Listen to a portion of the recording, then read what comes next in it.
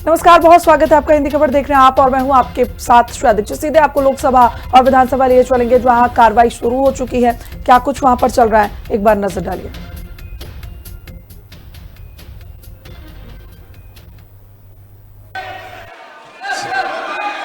आपका विषय तो हाँ बताओ, आप विषय क्या आपका? Sir, before starting the bill, सदन we need a clarification from the government. पर रखे जाने वाले सदन पर पटल पर रखे जाने वाले पत्र, आइटम नंबर 2 श्री जितिन प्रसाद।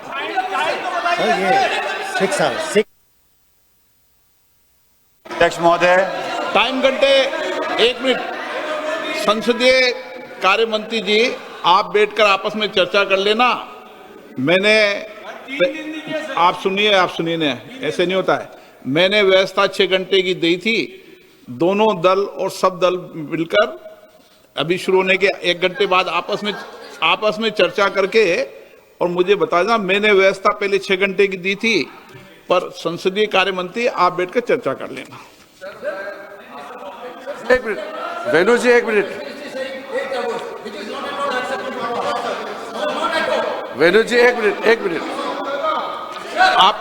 मैं बताता हूं सर। आप आपस में आपने घोषणा किया कि इस विधायक पे 6 घंटे का आप टाइम देना चाहते हैं। फिर भी आप सदन के नेता सब मिलकर के बात कीजिए। आपने वहां से एक निर्देशन दिया था।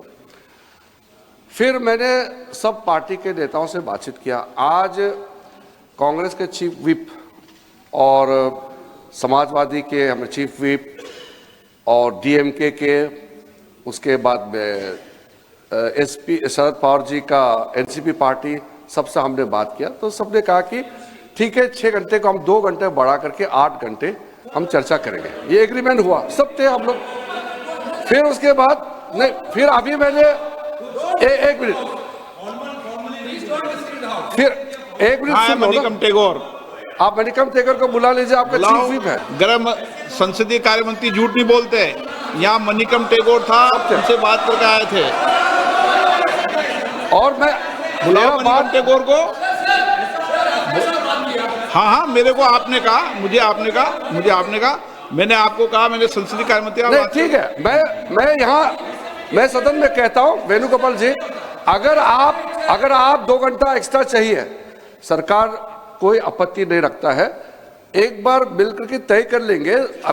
अभी स्पीकर साहब ने कह दिया, हम और 1 घंटा बढ़ाने में हमारे कोई आपत्ति नहीं है। सरकार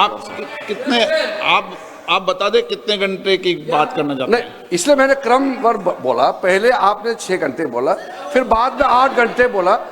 8 घंटे के बाद भी और भी समय चाहिए तो हम 10 घंटे के लिए तैयार हैं। ठीक है, ओके, ठीक है।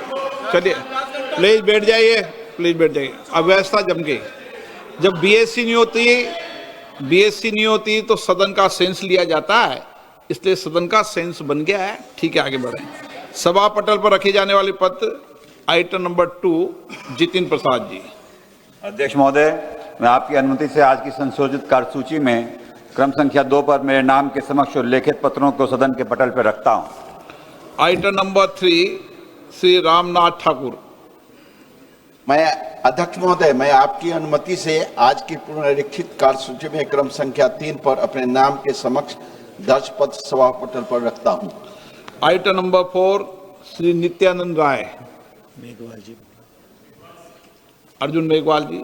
धन्यवाद अध्यक्ष महोदय, मैं आपकी अनुमति से लोकसभा की संशोधित कार्यसूची के क्रम संख्या 4 पर अंकित दस्तावेज जो श्री नित्यानंद राय साहब के नाम के आगे अंकित है, आपकी अनुमति से सदन के पटल पर रखता हूं। धन्यवाद।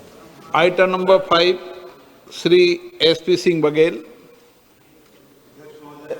मैं आपकी अनुमति से आज की लोकसभा की संशोधित कार्यसूची में क्रम संख्या 5 पर मेरे नाम के आगे उल्लिखित पत्र सदन के पटल पर रखता हूं। आइटम नंबर 6 श्री बीएल वर्मा जी।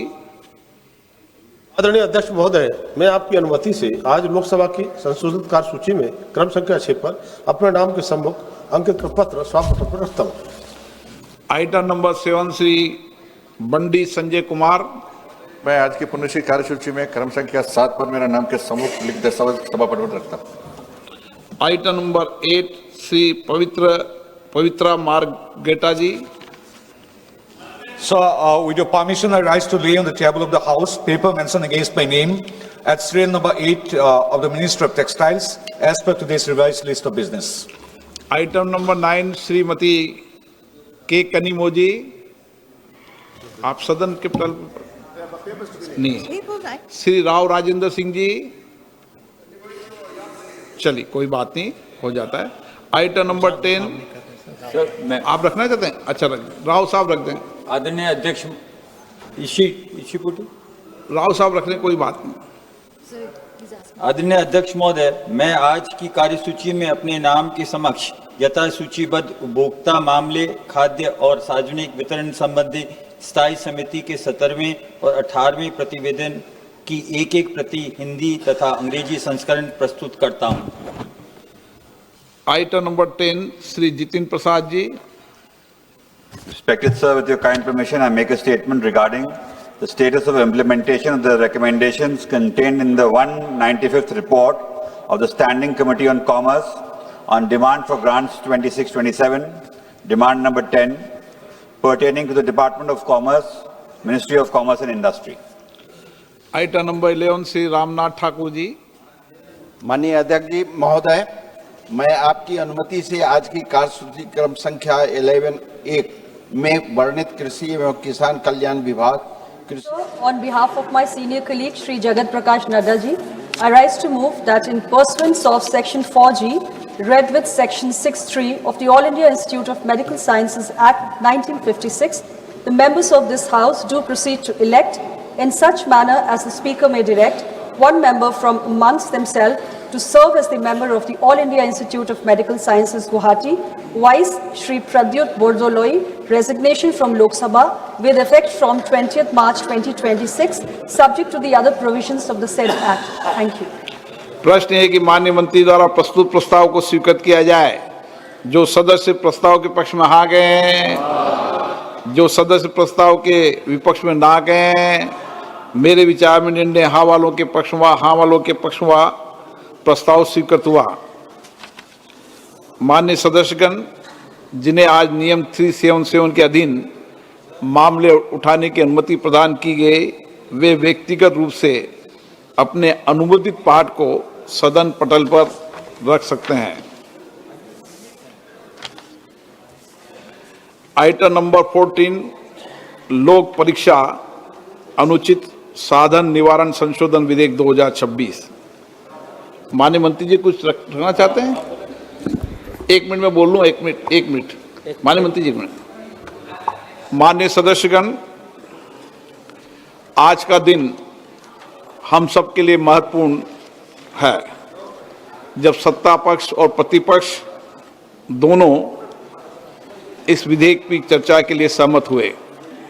ये विधेयक लोक परीक्षा अनुचित साधन निवारण अधिनियम 2024 में संशोधन करने का प्रस्ताव करता है। इसका उद्देश्य लोक परीक्षाओं की निष्पक्षता, पारदर्शिता तथा विश्वसनीयता की ओर अधिक सुदृढ़ बनाना है तथा प्रश्न पत्र लीक, संगठित परीक्षा अपराधों एवं अनुचित साधनों पर प्रभावी अंकुश लगाने के लिए विधि व्यवस्था को और सशक्त बनाना है। परीक्षा प्रणाली की विश्वसनीयता और पारदर्शिता राष्ट्र हित का महत्वपूर्ण विषय है। इस विषय पर व्यापक चर्चा, गंभीर विचार विमर्श इस सदन में होना आवश्यक है। पूरा देश चाहता है कि सभी मान्य सदस्य इस विषय पर सार्थक विचार विमर्श करें, अपने अनुभव साझा करें, अपने विचार रखें और रचनात्मक सुझाव रखें, ताकि हम एक बेहतर कानून बना सकें। कानून जितना बेहतर होगा, मेरा मानना है परीक्षा प्रणाली के अंदर विश्वसनीयता और प्रामाणिकता भी हम सुनिश्चित कर पाएंगे। इसलिए मेरा सभी मान्य सदस्यों से आग्रह है कि हम इस चर्चा को सकारात्मक रूप से संसदीय परंपराओं, नियमों और मर्यादाओं के अनुरूप रखें, ताकि एक अच्छा सकारात्मक देश हमारे देश के युवा विद्यार्थियों के बीच में जाए। माननीय मंत्री महोदय,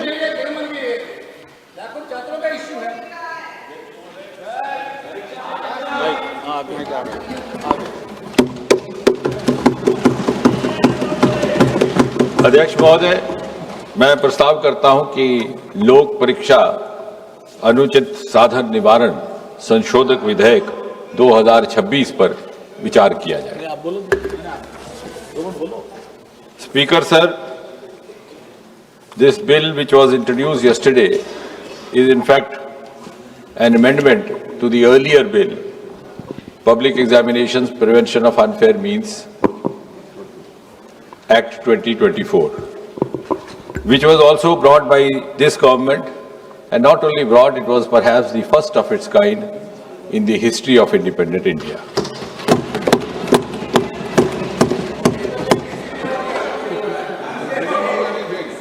The earlier bill and the amendment today are, in a way, a reaffirmation of this government's deep commitment to safeguard the welfare of the students and the youth of this country.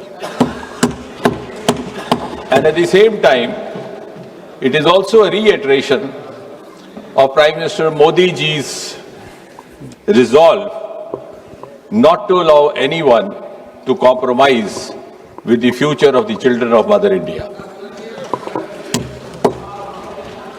And therefore, this bill can be described in a way as a milestone legislation in the history of Indian Parliament. अब ये जो examination को लेकर के तरह तरह की वारदातें होती रही या पेपर लीक भी होता रहा, ये केवल किसी एक प्रदेश या एक प्रांत तक सीमित नहीं रहा। ऐसा पहले भी होता था। अलग अलग पार्टियों की सरकारें रही, अलग अलग प्रदेश रहे। सूची लंबी है, लेकिन केवल याददाश्त ताज़ा करवाने के लिए कुछ एक ऐसे वारदात जो बहुत ज्यादा समाचार सुर्खियों में रहे।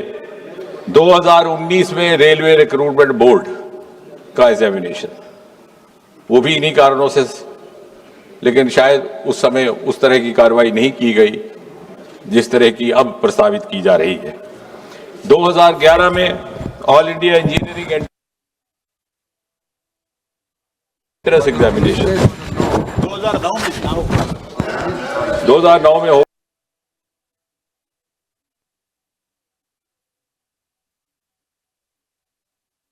गया। 2000 की गई जिस तरह की अब प्रस्तावित की जा रही है। 2011 में all India engineering entrance examination 2009 में हो गया। 2012 में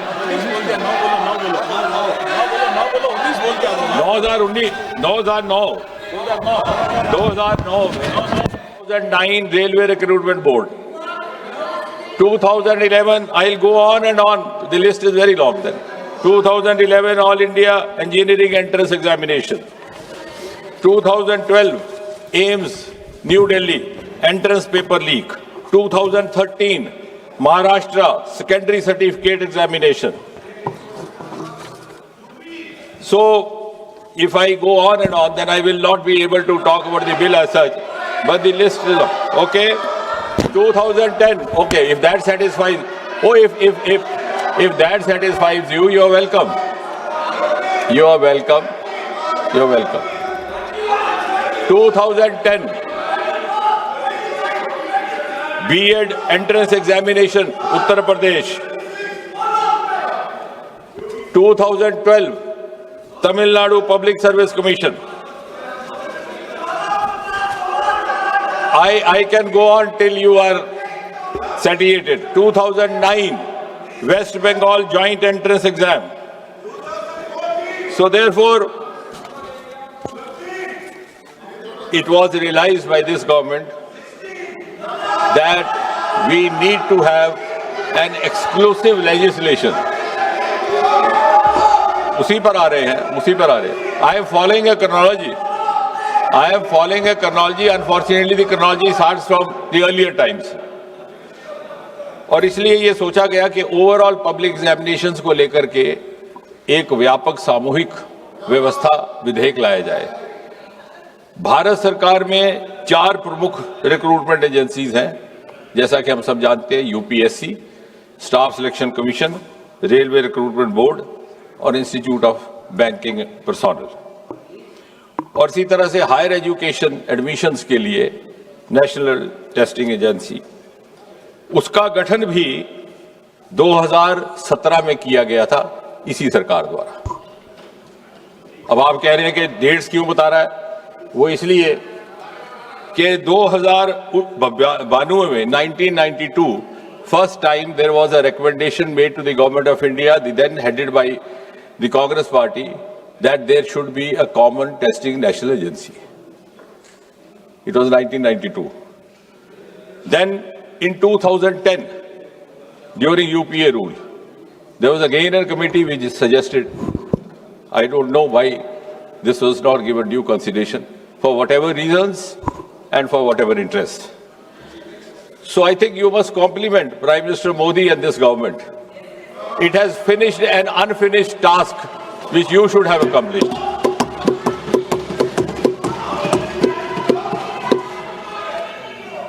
और इसलिए for the first time in 2024 this bill was brought in. It was brought in the month of January 2024, enacted in February 2024, implemented in June 24 and notified also the same month. अब इस विधेयक के जो मूल उद्देश्य थे और basic objectives, to give more credibility and transparency to examination in whatever form, to reassure the students that they would be rewarded for their genuine, sincere efforts, and also to ensure that their future is safe.